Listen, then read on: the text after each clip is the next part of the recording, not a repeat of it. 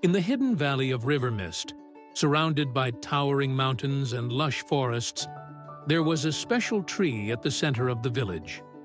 Every morning, this ancient tree produced golden apples that were rich in flavor and nutrients, enough to keep the villagers strong and healthy. The apples were revered, and the villagers saw the tree as a blessing, relying on its fruit for their daily needs. Among the villagers were four friends: Noura, wise and cautious; Zaid, strong and stubborn; Yara, curious and optimistic; and Amir, gentle and thoughtful. These four had grown up with the golden apples, never questioning that they'd always be there.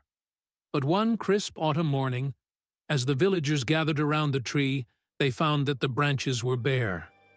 Not a single golden apple hung from the tree. A wave of panic rippled through the crowd as they stared at the tree in disbelief. "What do we do now?" Amir whispered, a tremor in his voice. The friends stood together, feeling a sense of dread and confusion. Noura, calm and steady, spoke up. "Perhaps the tree just needs time. It's always provided for us. If we're patient, the apples will surely return." Zaid, however, was adamant. "This tree has always had apples for us. I refuse to believe they're gone. They must be here somewhere." Determined, he began searching around the tree, convinced the apples were hidden or simply out of sight. Yara, however, had a different thought. She looked beyond the tree, her gaze lingering on the mountains that marked the edge of their village. "What if the apples are somewhere else? We've never looked beyond Rivermist. Maybe it's time to explore." The suggestion made Amir's heart race with excitement, but also fear. He had never left the valley. What if they got lost?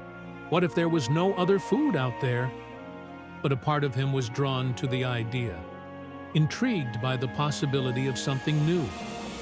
As days passed with no sign of the golden apples returning, the village grew restless and anxious. Some villagers were content to wait, like Noura, hoping the apples would reappear.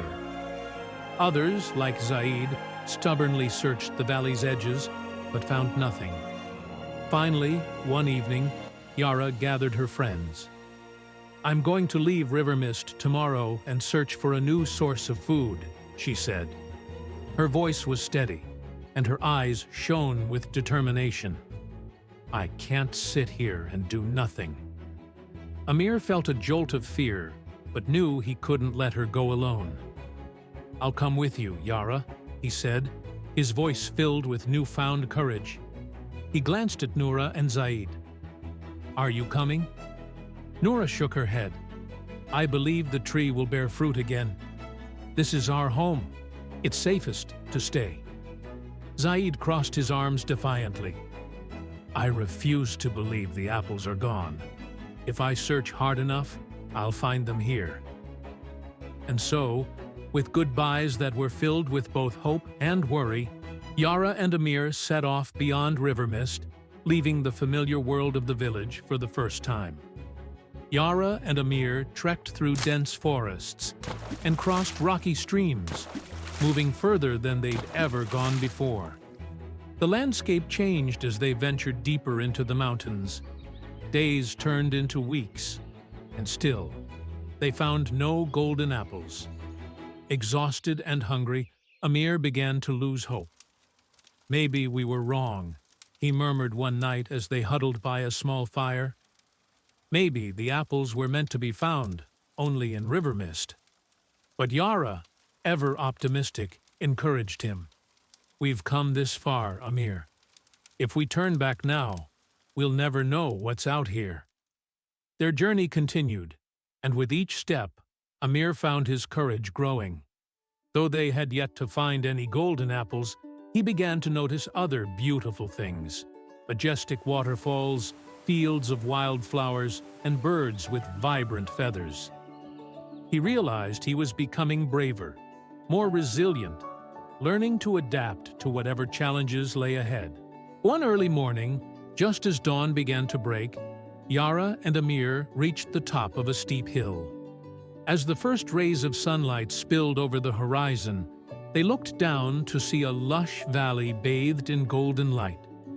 And there, scattered across the valley, were countless apple trees, their branches heavy with fruit, some red, some green, and some glistening gold. "We found them!" Yara cried, laughing with joy as she rushed down the hill, Amir following close behind. They tasted the golden apples, finding them just as delicious and nourishing as those in Rivermist. But here, there were other apples too, each with unique flavors and colors. Yara and Amir realized they had discovered a valley filled with abundance far beyond anything they had imagined. As they filled their bags with apples, Amir felt a sense of fulfillment he hadn't known before. Leaving the familiar had led them to something greater than what they had lost. The journey had shown him that change, though scary, was also filled with new possibilities. When Yara and Amir returned to Rivermist, the villagers were stunned to see them carrying baskets of apples. Crowding around them, they listened as the two friends described their journey and the Valley of Abundance. Some villagers, like Noura, were hesitant, worried about the dangers beyond the village. "What if you'd gotten lost?" she asked, her voice trembling. Zaid, however, was reluctant to believe in the need for change. "We've always had apples here. I still think the tree will bear fruit again if we wait." But Amir, filled with newfound confidence, spoke up. "We spent so much time holding on to the past, hoping things would go back to the way they were. But leaving Rivermist helped us find something even better. There's a whole world out there if we're willing to explore." The villagers listened, many feeling inspired.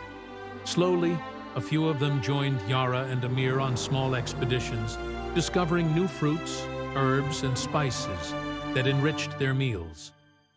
Rivermist began to transform, evolving from a village reliant on one tree to a place where people sought new opportunities beyond their familiar borders.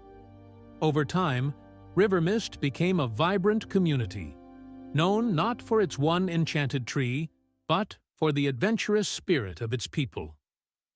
The villagers had learned a powerful lesson: that life doesn't stay the same forever, and sometimes what we need most is just beyond our comfort zone. Yara and Amir continued to explore, leading their friends and families on journeys of discovery. And even Noura and Zaid, who had once resisted change, found themselves inspired by the new abundance in their lives.